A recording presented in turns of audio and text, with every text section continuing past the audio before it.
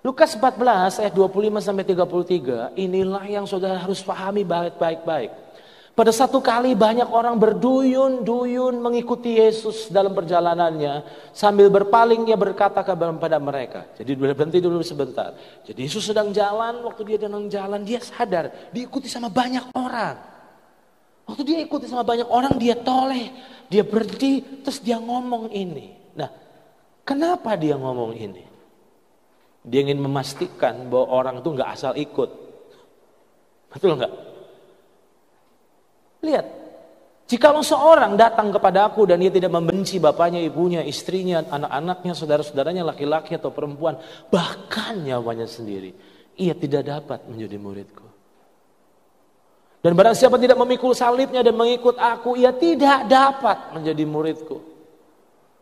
Sebab siapakah di antara kamu yang kalau mau mendirikan sebuah menara tidak duduk dahulu membuat anggaran biayanya?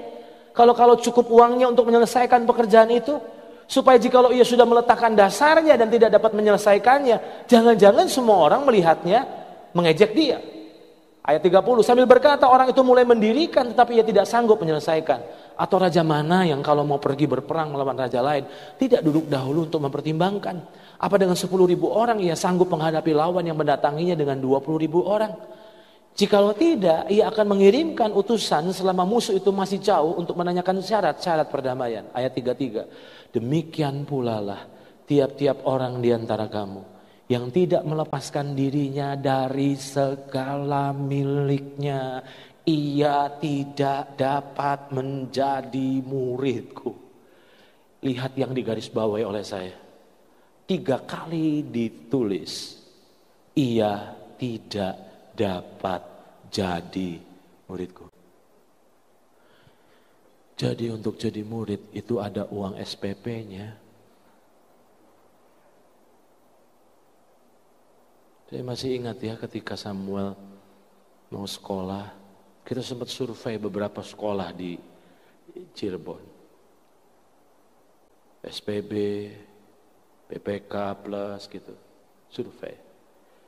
Ada sekolah-sekolah yang bagus, kita seneng, tapi nggak seneng ongkosnya, saudara. SPP-nya segini sebulan. Terus kita kan ngukur dong, sanggup nggak ini? Sanggup sih sanggup, tapi nanti kira-kira ngos-ngosan nggak ya? Dihitung. Saya mau tanya sama saudara, apa kegagalan dari gereja hari ini? Selama ini kita nggak pernah ngajar sungguh-sungguh sama jemaat. Untuk jadi murid itu ternyata ada harga bayarnya. Saudara pikir cuma dengan rajin datang ke Baktian Negeri setiap minggu terus langsung jadi murid? Saudara pikir untuk menjadi murid Yesus itu segampang jadi orang Kristen? Atau jadi anggota salah satu gereja gitu?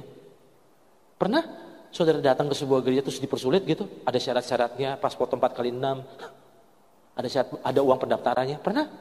Ada syarat-syaratnya, kalau mau jadi jemaat di sini harus begini. Enggak. Kita masuk aja.